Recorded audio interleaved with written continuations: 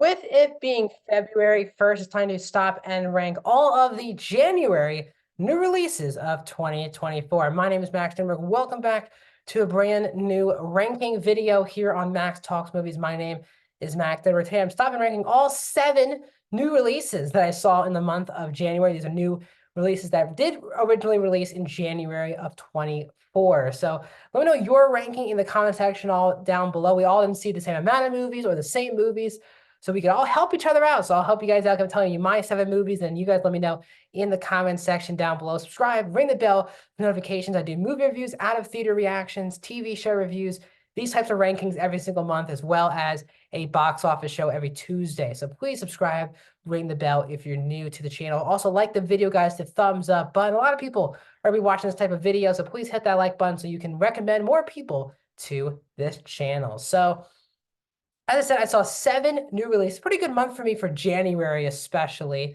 Of them, let's see, 5 of them are theatrical release, 2 are streaming releases. So we're going to get into it now. I have done full-fledged reviews for all of these movies and 5 out of theater reactions for these movies. So I'm not going to go in super deep detail for all the movies. You can find those videos on my channel now in the movie review playlist or the out of the theater section playlist. So but let's get into my ranking of all 7 movies that I saw in the month of January. And by far the worst movie I saw this month was Night Swim. The first movie of 2024 stayed as the worst. It's a really bad movie, wasting the talents of Wyatt Russell and Carrie Condon. And this haunted pool idea might have been a cool short film that this movie was based on for a 3 to 5 minute short film, but not for a 96-minute runtime movie. The biggest problem here is that the actual haunted pool concept is very campy, very over the top, and the jump scares are very campy and over the top, but the characters are taking the movie very seriously. And tonally, it's all over the place. And tonally, they should have went for over the top and ridiculous instead of that mixed in with a super serious family drama that they add into the movie. It's not a scary movie. Logic doesn't really make a lot of sense here on the twists and turns, especially of the third act of the movie. And while I enjoy Russell and Condon in the leading role, this is definitely going to be one of the worst movies I've seen this year. And right now it's the worst to begin 2024.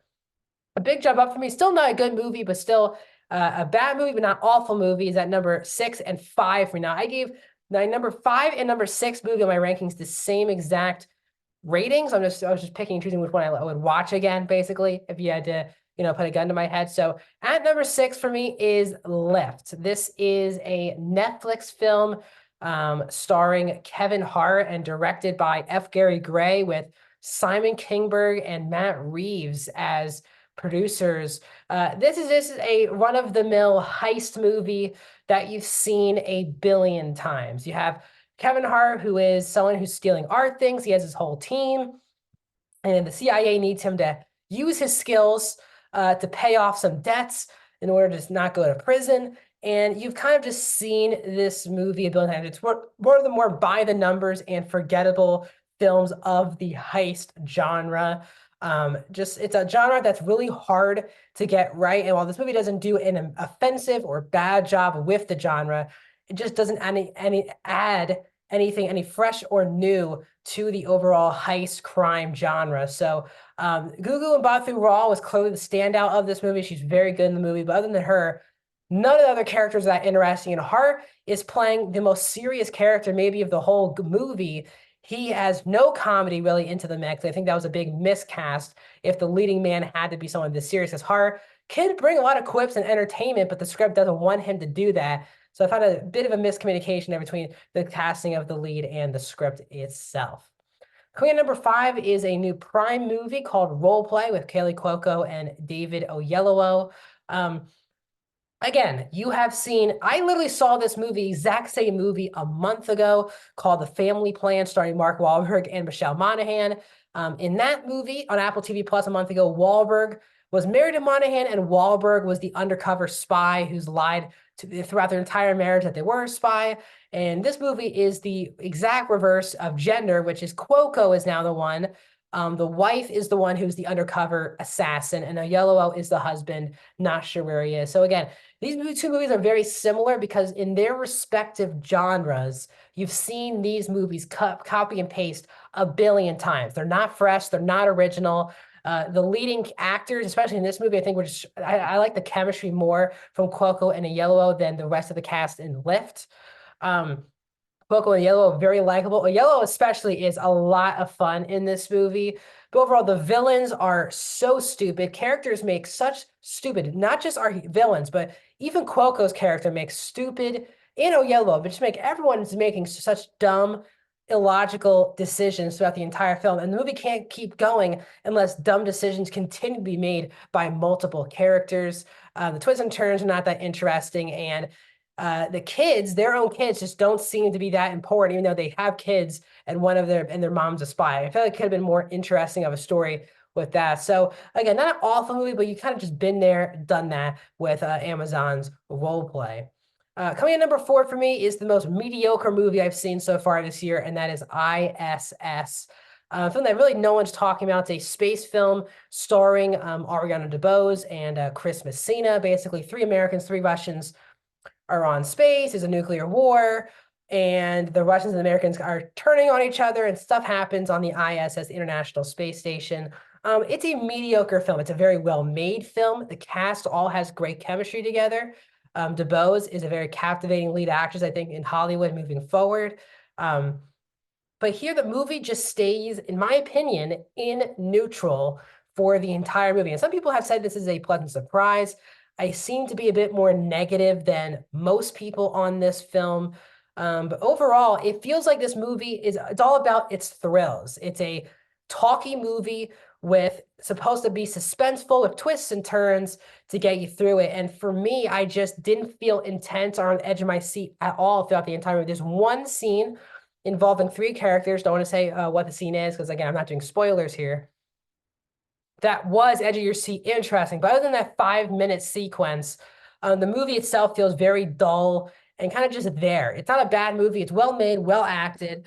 But for me, the intensity and the thrills is what was missing here, which could have made it one of the more memorable movies I've seen. But now it's going to be one of the more forgettable movies I've seen this year. Coming in at that was number 4. So this is going to be number 3. And then we get Mean Girls 2024. I think everyone has a strong opinion on this movie. I think this movie's okay. I like the musical angle that, this is based not just off the movie and the book, but also the Broadway production of it.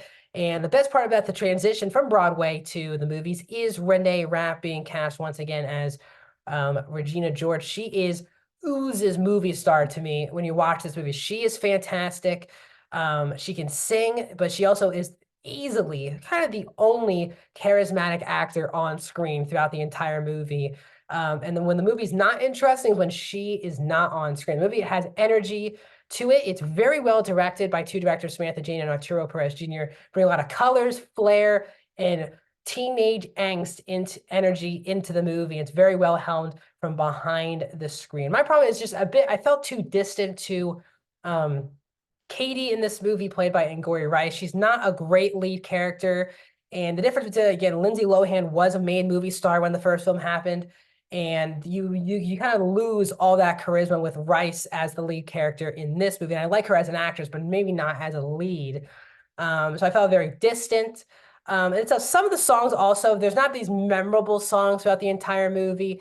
And sometimes they do feel kind of forced into the film. And the twists and turns you've seen before. So for me, it's an okay movie. I had a fun time watching it. The songs are good. Renee Rapp is one to watch, as well as Oli Carvalho, but still not a great movie, or even a good movie in my opinion.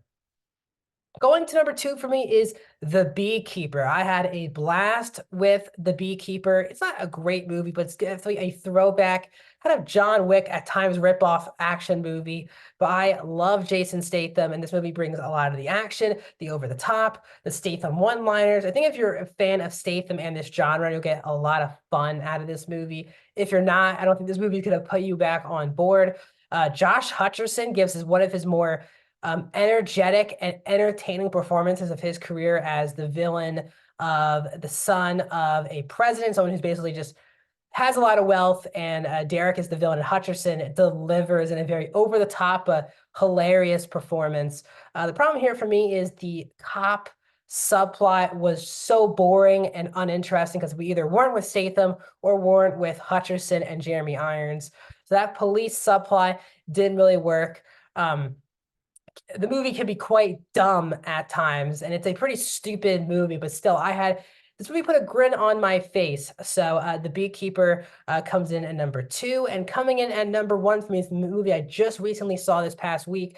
That is The Book of Clarence. Something that no one's talking about. James Samuel directing it. He just directed The Harder They Fall a couple years ago on Netflix. Fantastic Netflix film. And while this does nowhere near the heights of The Harder They Fall, this is a really fun and thought-provoking movie. I mean, I'm not Catholic or Christian, so I don't have this personal tie-ins to what this movie is talking about. But the movie has great score, which James Samuel also does. It's a beautifully shot movie from James Samuel. And also Lakeith Stanfield is fantastic in this movie. He brings the comedy, the one-liners, but also the drama and the seriousness of what this character is trying to do. Omar Sy is a memorable supporting character who calls himself the Immortal in this movie. Stacked cast as well. Benedict Cumberbatch has one of the most, probably the most, my favorite scene of the year so far here in 2024. Hilarious scene, and Cumberbatch kills it and delivers all in the very short runtime that he is in. My problem for me is that the third act is not paced well as the first 2 acts are. The third act drags a lot, and the movie should not be 2 hours and 10 minutes. It's too long of a movie, and it could have cut 20 or 30 minutes out of the movie and been much better. But overall, I enjoyed The Book of Clarence. So that is my thoughts on my ranking of the 2024 new releases. And I can't wait to talk about more February releases coming soon to the channel.